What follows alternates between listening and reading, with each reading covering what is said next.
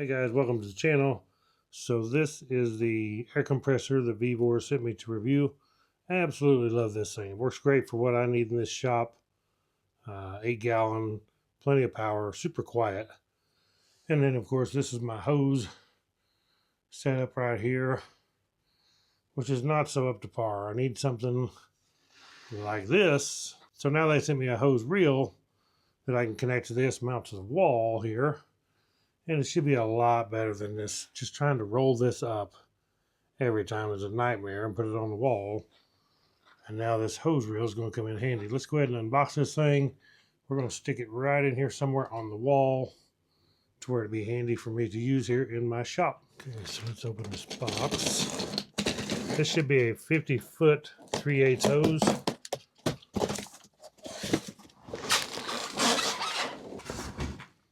Okay, so here is the hose reel. Looks good, like that orange. It's got some weight to it. This is going to be where our hose goes into it right here. And then this is our inlet hose right here. It's already got some Teflon tape on it. That's good because I don't have any. But we connect our hose on right here. Connect the other end to the air compressor. And we'll be good to go. Looks good. Okay, so here is our hinge, which will go right here. And then in this package, we have 2 short bolts that will hold this hinge to here with a couple spacers right there. And then these are expansion bolts that would go into something like concrete or brick, wall, whatever. It may even go in wood, I don't know. But they're expansion bolts, which won't work on a metal wall like I have here. So we'll have to do something different. Okay, so as far as putting this on my wall, basically I just marked my holes from the pattern on this, drilled 2 holes, put in 2 3/8 bolts with hex nuts on the outside, and I put washers on the outside and washers on the inside. And that's pretty solid on this metal wall of this container, so looking good. Now we just need to put the hose reel on there. Okay, so as far as putting this on here, we have the 2 bolts and the 2 nuts and 2 spacers. Spacers will go in here as we put it on, and the nut on the bottom, or you could turn it over and put the nuts on top, it doesn't matter. So we need to set this on here, put in our bolt with the spacer, and then reach under here and put the nut on the bottom. It's not actually too difficult to do. Like that. Now we need to put in our bottom bolt, spacer, and nut. Okay, now raise it up, put in our bottom bolt with the spacer, like so.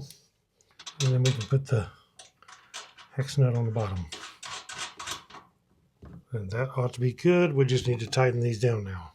Okay, so what we have here is our nut is 13 millimeter, our bolt is 12 millimeter. Just like that. Okay, now we have full swing from side to side. Like so. Works pretty cool. Now we need to put our hose on here to the compressor. Okay, so we put our hose on here. I would think we want to put this black part up top because this is made to protect it against too much flex. And we'll put this at the bottom of the compressor. It already has Teflon tape, as I said. And this is a 14 millimeter wrench.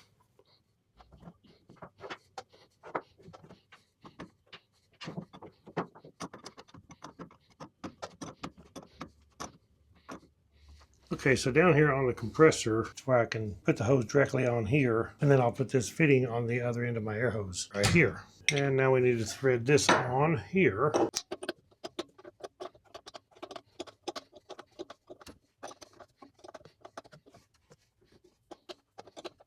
Like so. Okay, so I got my end on here, which is 1/4 inch female to male, which the male is on the hose part, so you need a 1/4 inch female.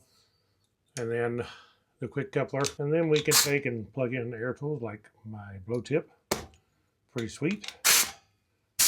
It is 1/4 inch fittings. This is 3/8 hose, but it's really a flexible hose. Instead of being stiff, I like that it's nice and soft and flexible. So that's going to work pretty good. This thing is solid. Mounted here on this wall, it ain't going nowhere. So as far as this ratchet, how this works, if you look down inside here, you can see those teeth. And when you pull it, it's got a little metal flap right there, a lock. Right there, clicks. And once you're in the clicks, if you let off, it stays there. Once you go past the clicks, it just bypasses those teeth and goes back in. So go to the clicks, let off, and you're locked in position. Of course, this side over here pivots without pivoting your hose.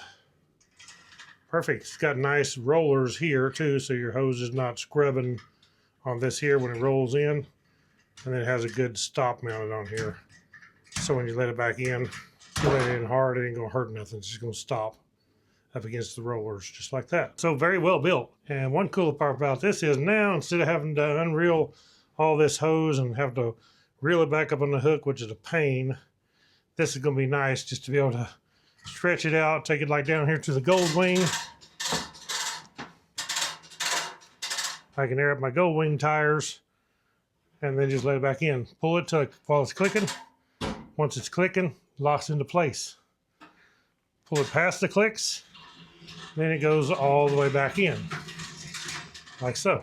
So this container here is 40 feet. This hose is 50 feet. So it should be plenty to take and go all the way outside the door out here.